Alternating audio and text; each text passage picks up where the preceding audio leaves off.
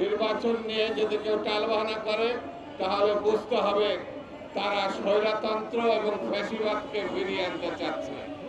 সতর্ক থাকতে হবে। এই ফেব্রুয়ারি মাস যেন কোনোভাবে ক্রস না করে। যথা সময়, ঠিক সময়, ঘোষিত সময় নির্বাচন হতে হবে। ফ্যাসিবাদ নতুন করে মাথা তোলার চেষ্টা করছে।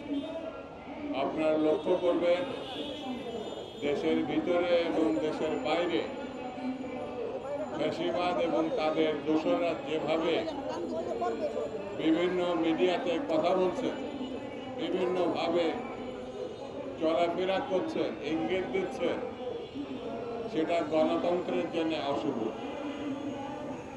স্বৈরতন্ত্রের পতন হয়েছে তার অর্থ এই নয় সবকিছু আমরা অর্জন করে দেব।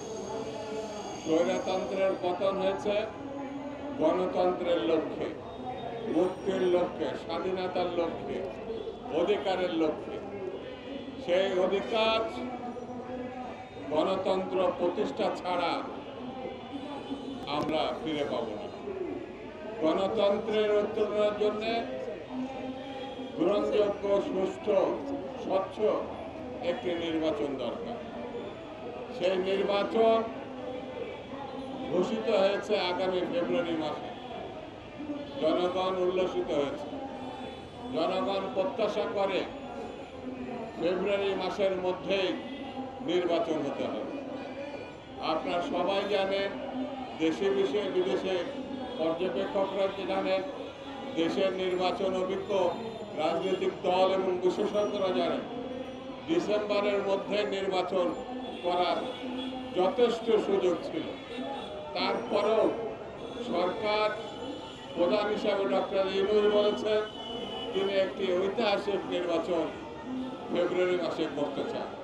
সেই বিবেচনায় আমরা ডিসেম্বর থেকে ফেব্রুয়ারির নির্বাচন মেনে নিয়েছি।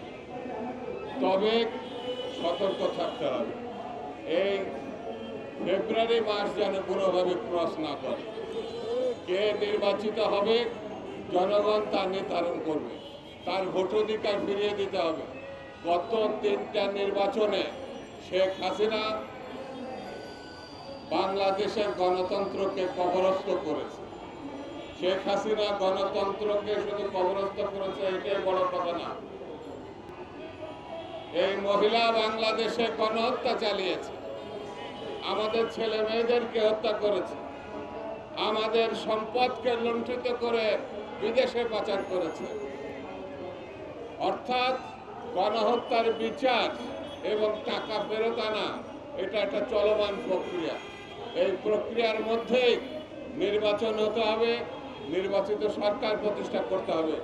যারা আরধ্য কাজ বিচারকে এগিয়ে নিয়ে যাবে, লুণ্ঠিত অর্থকে দেশে ফিরিয়ে আনবে, প্রয়োজনীয় সংস্কার চলমান থাকবে, এটাই সবথেকে বড় কাজ। সেই জন্য বন্ধুরা আজকে স্পষ্ট করে বলি, গণতন্ত্র নিয়ে যদি কেউ টালবাহানা করে, নির্বাচন নিয়ে যদি কেউ টালবাহানা করে, তাহলে বুঝতে হবে তারা স্বৈরতন্ত্র এবং ফ্যাসিবাদকে ফিরিয়ে আনতে চাচ্ছে। সেই জন্য আমাদেরকে সাবধান থাকতে হবে।